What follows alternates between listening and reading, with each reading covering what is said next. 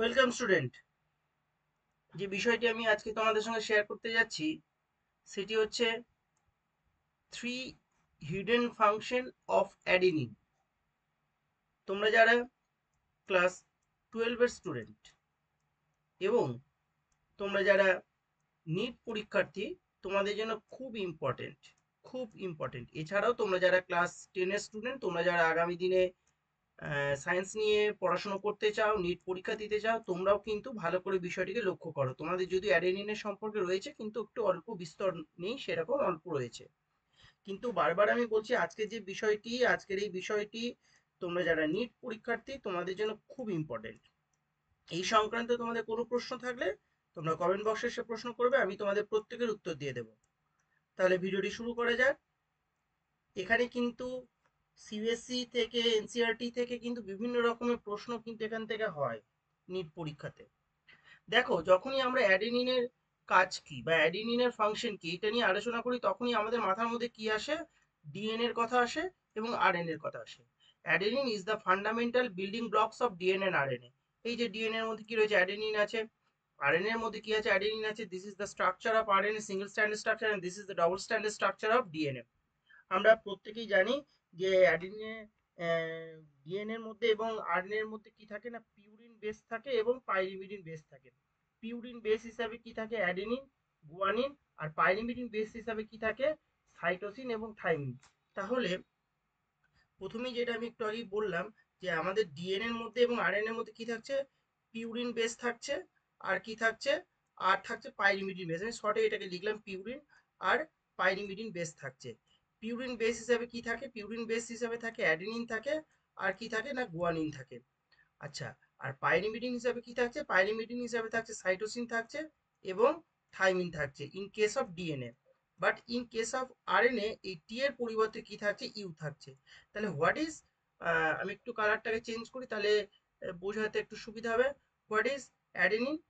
What is adenine যদি আমরা করি তাহলে অ্যাডেনিনটাকে আমরা কি দেখছি? Is the purine base of DNA and RNA. Adenine is the purine base of DNA and RNA. DNA এর মধ্যে দেখো এখানে এই যে এই যে কালারটা, এই কালারটাকে হালকা ইয়েলো, যেটাকে অ্যাডেনিন দেখানো হয়েছে এটাকে থাইমিন। আমরা জানি এ কি করে না, এ ডাবল বন্ডের মাধ্যমে টি এর সঙ্গে যুক্ত থাকে এবং সি কি করে না, সি ট্রিপল বন্ডের মাধ্যমে জি এর সঙ্গে বন্ডিং করে থাকে। আর এটাকে জিসি দেখানো হয়েছে। This is the adenine, this is the adenine. আর এখানে দেখো দেখানো হয়েছে কি? This is the adenine, this structure is adenine. তাহলে বেস, নাইট্রোজেন বেস হিসাবে এটা আমাদের প্রথম মাথাতেই আসে। অ্যাডেনিন থাকছে ডিএনএ এর মধ্যে এবং আরএনএ এর মধ্যে, and this is the structure of adenine. এটা হচ্ছে এটা স্ট্রাকচার, ওকে। কিন্তু এই অ্যাডেনিন কিন্তু ডিএনএ আরএনএ তে থাকে যেমন, এছাড়াও কিন্তু এর হিডেন কিছু কাজ আছে, যেটা কিন্তু বারবার আমি বলছি নিট পরীক্ষার জন্য খুব ইম্পর্টেন্ট। বিশেষ করে ম্যাচিং যে প্রশ্নগুলি থাকে বা কিছু স্টেটমেন্ট রিলেটেড যে প্রশ্নগুলি থাকে। ঠিক আছে, তাহলে আমি পরের যে স্লাইডটি, সেই স্লাইডটাতে যাই। এখানে আমরা কি দেখতে পাচ্ছি না, এখানে আমরা দেখতে পাচ্ছি, ইয়েস এখানে একটু কেটে গেছে, আমি একটু তুলে নিই স্লাইডটা তাহলে সুবিধা হবে বোঝাতে। হ্যাঁ, দেখা যাক এবার। ইয়েস, এখানে দেখো ফার্স্ট যে ফাংশনটা আমরা এই স্ট্রাকচারটাকে আমি এখানে আরেকবার দেখি যাতে বোঝাতে সুবিধা হয়। দেখো, আমরা কি জানি না, এটিপি। এটিপি এটিপি কি করে না, এটিপি কে আমরা কি বলি? Energy currency of the cell. ATP কে আমরা কি বলি? কোষের শক্তিকর। This is the structure of ATP. ATP is the currency of energy of the cell. ATP হচ্ছে না কোষের শক্তি রূপ। আর সেই শক্তি রূপের যে স্ট্রাকচারটা দেখতে পাচ্ছি, দেখো এই যে অংশটা, আমি একটু কালারটা চেঞ্জ করে নিই, কালারটা চেঞ্জ করলে বোঝাতে সুবিধা হবে। ইয়েস, এই যে দিস দিস দিস স্ট্রাকচার, এই স্ট্রাকচার দেখো কার সঙ্গে মিল খাচ্ছে? এর সঙ্গে মিল খাচ্ছে না? এর সঙ্গে মিল খাচ্ছে। তাহলে কি হলো? এটিপির মধ্যে অ্যাডেনিন থাকছে। আচ্ছা, এটা একটু ইমেজটাকে সরিয়ে দিই। হ্যাঁ, ইমেজটাকে সরিয়ে না দিলে এটা গাঢ় হয়ে যাচ্ছে। ওকে, বেশ। তাহলে দেখো এই যে স্ট্রাকচারটা আমি আরেকবার বলি, যেটা একটু ওই লোগোতে ঢাকা পড়ে গেছিল। ATP is known as energy currency of the cell. শক্তি, কোষের শক্তি। এই যে this is the structure of ATP, adenosine triphosphate. এই এটিপি স্ট্রাকচার দেখো, আমরা এই যে অংশটা, এই অংশটাকে দেখো কার মতো? Just looks like this structure. তার মানে এখানে অ্যাডেনিন থাকছে, এরপরে চলে আসছি আমরা দ্বিতীয়, তার এটা হচ্ছে ফার্স্ট এর একটা হিডেন ফাংশন। ফার্স্ট একটা হিডেন ফাংশন এটিপি কি, is the part of ATP, is the part of ATP. Okay, second হিসাবে যদি আমরা হিডেন ফাংশন দেখি তাহলে কি, অ্যাডেনিন এনজাইমের কোফ্যাক্টর হিসাবে কাজ করে। তাহলে এইটাও হচ্ছে একটা সেকেন্ড হিডেন ফাংশন এবং এটাও হচ্ছে একটা সেকেন্ড হিডেন ফাংশন। যেমন এই দুটো পাশাপাশি আমি দিয়েছি। কি বললাম না, adenine also act as cofactor of the enzyme, অর্থাৎ এনজাইমের কোফ্যাক্টর হিসেবে কাজ করে। যেমন এখানে দেখো যে এনজাইম, এখানে যে এনজাইমটা এখানে আমরা দেখিয়েছি এনএডি, নিকোটিনামাইড অ্যাডেনাইন ডাইনিউক্লিওটাইড। কেমন, এটা এখানে ব্র্যাকেটে আমি শর্টে লিখে দিলে আরো ভালো হতো। এটাকে আমরা কি বলছি, এটাকে আমরা বলছি এন এ ডি। আমি বারংবার বলছি, কিন্তু তোমরা যারা ক্লাস 12 এর স্টুডেন্ট এবং তোমরা যারা নিট পরীক্ষার্থী, আজকের ভিডিওটা কিন্তু তোমাদের সকলের জন্য খুব ইম্পর্টেন্ট। বারবার বলছি, নিট থেকে কিন্তু প্রায় বছর কিন্তু এখান থেকে কিন্তু প্রশ্ন হয় বিভিন্ন রকম ভাবে। আর তোমরা যারা ক্লাস 10 এর স্টুডেন্ট, তোমরা যারা আগামী দিনে সায়েন্স নিয়ে পড়াশোনা করতে চাইছো, নেট পরীক্ষা দিতে চাইছো, তোমরাও কিন্তু খুব ভালো করে বিষয়টিকে লক্ষ্য করো। কেমন, তাহলে এটা আমরা কি কি বললাম, এটা তোমরা যারা নিট পরীক্ষার্থী তোমাদের জন্য, এখানে একটু কেটে গেছে তাই আমি আরেকবার লিখে দিলাম। ওকে, তাহলে আমরা কি দেখতে পাচ্ছি, আমরা দেখতে পাচ্ছি দেখো এই যে দুটো এখানে এনজাইমের কথা বলা হয়েছে, একটা হচ্ছে এনএডি আর একটা হচ্ছে এইটাকে আমরা বলছি এফএডি। এটাকে আমরা কি বলছি, এটাকে আমরা বলছি এফ এ ডি। এনএডির পুরো নাম কি একটু আগে আমি বললাম, এনএডির পুরো নাম কি, নিকোটিনামাইড অ্যাডেনাইন ডাইনিউক্লিওটাইড। আর এফএডির পুরো নাম কি, ফ্লাভিন অ্যাডেনিন ডাইনিউক্লিওটাইড। তাহলে এফএডি এবং এনএডি এই দুটো হচ্ছে এমন একটা এনজাইম, যে এনজাইমের কি রয়েছে দেখো, এই যে স্ট্রাকচারটা, এই যে স্ট্রাকচারটা আর এই যে স্ট্রাকচারটা, এই স্ট্রাকচারটা আমরা কি দেখতে পাচ্ছি, এক দেখতে পাচ্ছি, দেখো একই দেখতে পাচ্ছি। তাহলে এফএডির মধ্যে কোফ্যাক্টর হিসাবে কি থাকছে, কোফ্যাক্টর হিসাবে কাজ করছে অ্যাডেনিন। এবং এই যে এখানে একটু কালারটা চেঞ্জ করি, নাহলে আবার কালারটা চেঞ্জ না করলে হবে না। এই যে এইখানে দেখো এই যে অঞ্চলটা, এই যে অংশটা, এই অংশটা কার মতো হচ্ছে দেখো, এই যে অ্যাডেনিনের মতো দেখতে হচ্ছে। তাহলে এই যে দেখো এখানে ইয়েলো কালারে আমি সেট করেছি, এখানে ইয়েলো কালারে সেট করেছি, এখানে দেখো আমি রেড কালারে সেটটা করে দিয়েছি। এই স্ট্রাকচারটা হচ্ছে অ্যাডেনিনের স্ট্রাকচার। তাহলে এটিপি গঠনে সাহায্য করছে অ্যাডেনিন, এবং এনএডি এবং এফএডি তে কোফ্যাক্টর হিসাবে কাজ করছে। তাহলে আশা করি বুঝতে পারলে।